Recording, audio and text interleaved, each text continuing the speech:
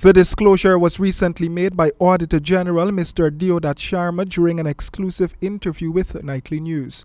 In my 2016 report, if you check, you will see that at the back of the report we have highlighted some of the main findings, and overpayments is taking the top priority. Okay. You see here, we summarize all the different problems, and we have overpayments being 126 instances, I think totaling about 80 something million, right? These are the reds is 2016 and the blue is 2015. It's also been disclosed that the agencies that have been overpaying contractors do not maintain an adequate presence on the ground to see firsthand the works being done by contractors. As explained by the Audit Office engineer Mr. Victor Lal, contractors frequently overestimate some of the services or purchases. In other instances, services and items are paid for, but they are never received. Like some contracts would ask for a particular component to be installed. They would pay for it, and 6 months, 8 months when we do the audit, it's still not installed as yet. Also, they might pay for bonds and insurances that the contractors never provide, which is another issue too that we also highlight.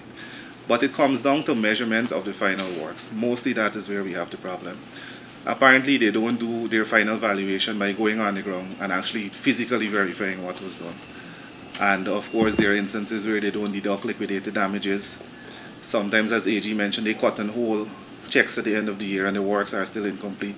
So when they go and do the measurement, they find that the value of the work is actually less than the check that they have on hand.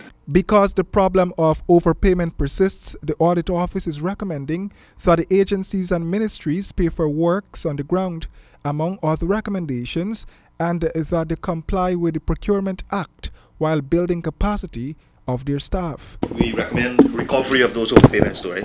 Oh yes, of course. Yeah, I thought we missed that out when we were So discussing. you actually can collect back these? Well, the entity would recover the money. So let's say, for instance, somebody has been overpaid because they didn't provide a component of something, or they were paid in excess of what was actually on the ground. We would recommend recovery of those monies, and so the entity would recover that money.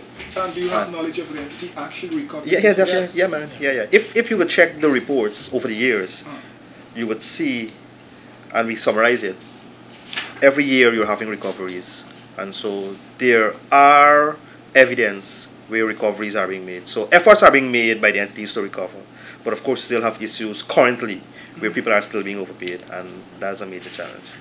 Once a contractor is found to have been overpaid, the Auditor General explained that his office will look at other works done by that contractor as well to ascertain whether the state had been shortchanged, and if so, the contractor will be required to repay the extra monies. I'm Ryden James, HGP Nightly News.